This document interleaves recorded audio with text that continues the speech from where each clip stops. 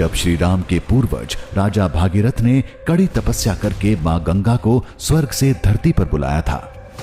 गंगा की तेज धार को भगवान शिव ने अपनी जटाओं में रोका। ठीक 32 दिन बाद जटा से निकलकर गंगा की धारा पृथ्वी से टकराई थी। दावे के मुताबिक यही वो पर्वत है जिस पर राजा भागीरथ ने कड़ी तपस्या की थी।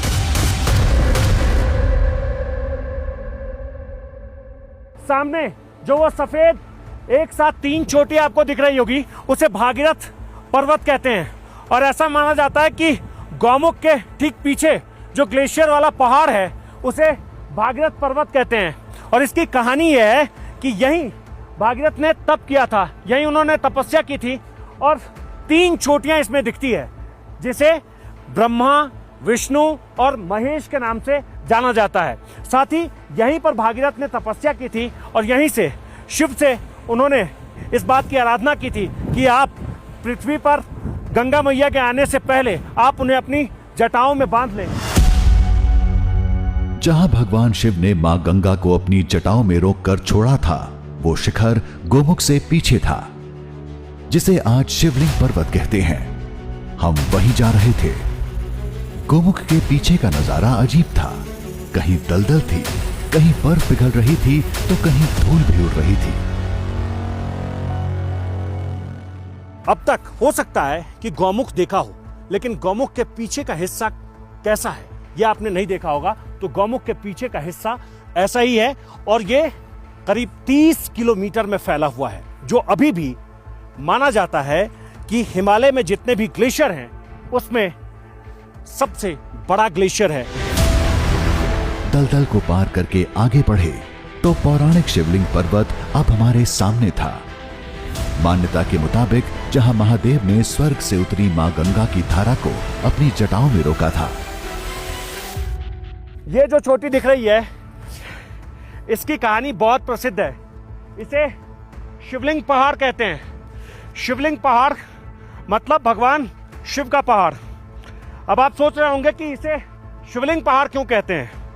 तो इसके पीछे की कहानी यह बताई जाती है कि भगवान शिव यहीं ऊपर बैठे थे और तब उन्होंने अपनी जटाओं में जो गंगा जी को बांध रखा था, इसी चोटी के ऊपर से उन्होंने छोड़ा था। शिवलिंग पर्वत गोमुख का सबसे ऊंचा पहाड़ माना जाता है। कहते हैं इसकी चोटी से बर्फ कभी गायब नहीं होती। यही वजह है कि लोगों को इसमें गहरी आस्था है और इस शिखर में भगवान शिव का प्रतीक नजर आता है।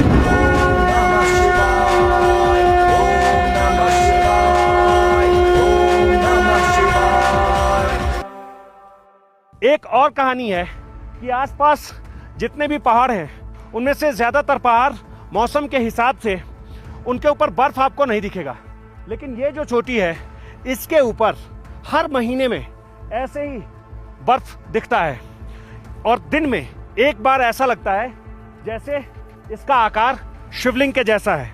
इसीलिए लोग इसे शिवलिंग पहाड़ कहते हैं। इसे भगवान शिव की जटाओं से जोड़कर देखते हैं और कहते हैं कि गंगा जी को जो जटाओं में भगवान शिव ने बांध कर रखा था वो ठीक इसी चोटी के ऊपर से उन्होंने छोड़ दिया था।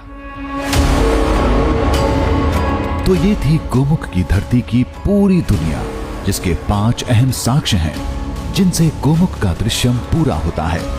लेकिन हमारा मिशन अभी अधूरा था। हमें कुछ सवालों के जवाब चाहिए थे। गोमुख लगातार पीछे जा रहा है, लेकिन इसकी रफ्तार कितनी है? क्या इसी तरह गोमुख कभी विलुप्त हो जाएगा? ये सब 2013 की आबादी का ही नतीजा है या वजह कुछ और है?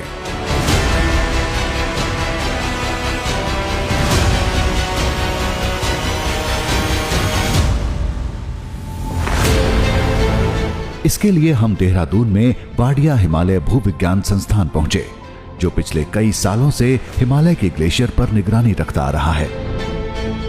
इसके वैज्ञानिक ग्लेशियर में आ रहे बदलावों पर भी काम करते हैं। जानकारों के मुताबिक 2013 की तबाही के बाद गोमुख ग्लेशियर में बहुत कुछ बदल गया है। वो क्लाइमेट चेंज का वजह से जो ग्लोबल वार्मिंग हो रहा है उसके वजह से हो रहा है। तो जब टेम्परेचर इंक्रीज हो रहा है तो तो टेम्परेचर इंक्रीजिंग का इफेक्ट यही है जो ग्लेशियर सिंक हो रहा है। एंड ये श्रिंक हम लोग भी मेजर करके देखे हैं, जिसको माउथ है एक ग्लेशियर्स का 1935 में जहां था, अभी हम लोग जहां पर देख रहे हैं कितना मीटर वो पीछे हट के गया है। तो हम लोग ये लॉन्ग टाइम 75 ईयर डेटा को एक साथ में देखते हुए ये देखे हैं वो 15 to 20 मीटर पर ईयर में पीछे रिट्रीट हो रहा है। तो क्या माना जाए, जो आशंका जताई जा रही है एक दिन वो बात सच हो जाएगी। गोमुख धीरे धीरे हिमालय से विलुप्त हो जाएगा, तो जानकारों ने इसे खारिज कर दिया। गोमुख विलुप्त होने का बारे में तो अभी कहना बहुत ही इमेच्योर होगा, क्योंकि अभी हम लोग कभी कभी देखते हैं बहुत ज़्यादा स्नो अकुमुलेशन होता है। अभी क्लाइमेट चेंज का वजह से दो चीज़ हम लोग एक्सपीरियंस कर रहे हैं आजकल, बहुत ज़्यादा बारिश भी हो रहा है और विंटर में बहुत ज़्यादा स्नो अकुमुलेशन भी हो रहा है। तो इस रेट से जो रिट्रीट हुआ है, इससे हम ये नहीं कह सकता है वो कम्प्लीटली विलुप्त हो जाएगा। देवी देवता नाराज हैं, गोमुख वापस स्वर्ग जा रहा है, ऐसा कहने वाले लोगों का डर अपनी जगह वाजिब है। भले ही गोमुख पर विलुप्त होने का खतरा फिलहाल नहीं है, लेकिन कुदरत की करवट ने गंगा की धारा को तो जरूर प्रभावित किया है। माना कि ग्लेशियर का जमना और पिघलना एक सतत प्रक्रिया है, लेकिन दिनों दिन कम होती बर्फबारी और बढ़ते तापमान ने एक असंतुलन पैदा कर दिया है, जिसकी वजह से गोमुख जैसे ग्लेशियर्स खतरे में हैं, जिनसे निपटने के लिए डर की नहीं जागरूकता की जरूरत है।